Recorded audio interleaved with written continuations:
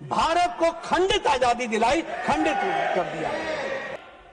पाक ऑक्युपाइड कश्मीर, पाकिस्तान की guerrilla forces जिन्होंने वहां अटैक किया था, उनको आपने सरेंडर करते हुए आपने खंडित कश्मीर भी और उसके साथ साथ आपने संविधान में भी धारा 370 को डाल करके कॉम्प्रोमाइज कर डाला। ये आपकी आजादी। जब हम कॉम्प्रोमाइज की बात बोलते हैं तो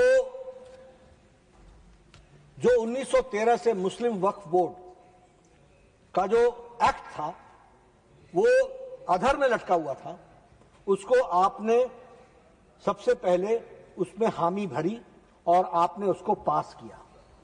और वह उसमें ब्रिटिशर्स ने they granted special property rights to Muslims and privilege denied to Hindus,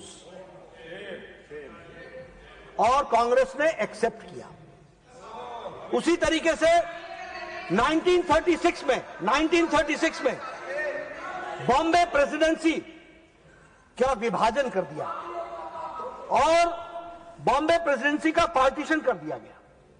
उस समय सिंध की डिमांड मुस्लिम लीग ने की थी और हमारे सिंधी भाई, मराठी भाई, मारवाड़ी भाई, गुजराती भाई, पारसी भाई, गोवन क्रिश्चियन कम्युनिटी सब चाहते थे कि प्रेसिडेंसी डिवाइड न हो। उसके बावजूद भी आपने एक्सेप्ट किया और आप विभाजन के पार्ट बने। 1937 में जो मेरे पहले जिस पर चर्चा चल रही है कि मुस्लिम लीग ने वंदे मातरम को अपोज किया और कांग्रेस ने अपने रेजोल्यूशन में उसको कबूल कर लिया और 2 स्टैंडा पर ले आए और नेशनल सॉन्ग की डिसरिस्पेक्ट को भी उन्होंने खारिज कर दिया।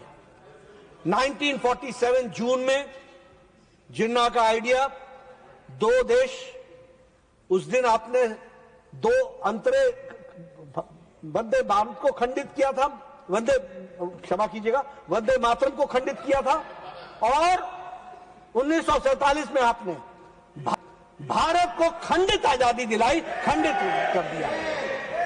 और आजादी में भी जो आजादी हमें मिली, जिस एनेक्सेशन इंस्ट्रूमेंट ऑफ एनेक्सेशन पर महाराजा हरि सिंह ने हस्ताक्षर किया था, उसमें भी आपने पाक ऑक्युपाइड कश्मीर, पाकिस्तान की गुरिल्ला फोर्सेस जिन्होंने वहां अटैक किया था, उनको आपने सरेंडर करते हुए आपने खंडित कश्मीर भी और उसके साथ साथ आपने संविधान में भी धारा 370 को डाल करके कॉम्प्रोमाइज कर डाला।